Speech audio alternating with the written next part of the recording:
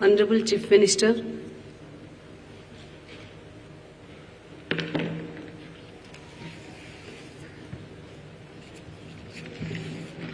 माननीय बाचस्पति महोदय, माननीय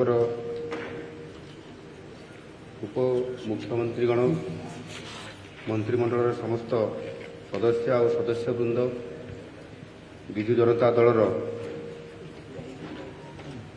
समस्त माननीय विधायक विधायिका एवं विधायक, भारतीय जातीय कांग्रेस समस्त माननीय विधायिका और विधायक, सीपीआईएम दलर माननीय विधायक एवं समस्त माननीय विधायिका और विधायक बंधुगण, माननीय बाचस्पति महोदय, आपण चलित सप्तदश विधानसभा बाचस्पति भावे सर्वसम्मतिक्रमे मनोनीत होइथिबारु मु आपण को शुभेच्छा और अभिनंदन जनाउछि।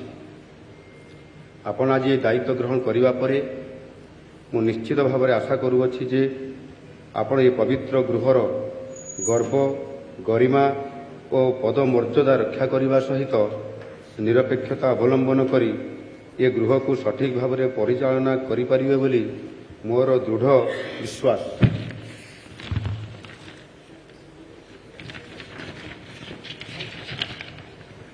आम्भे माने समस्ते ओडिशावासी निष्ठापर भाव सेवा करने निमंते दृढ़ संकल्पबद्ध। मोर आशा आम्भे माने समस्ते ए गृह कार्य माननीय बाचस्पति महोदया को साहाय्य और सहयोग करने एवं गृहर परंपरा और पदमर्यादा बजाय रखा।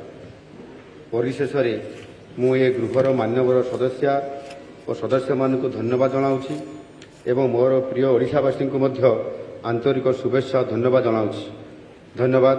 वंदे उत्कल जननी। जय हिंद।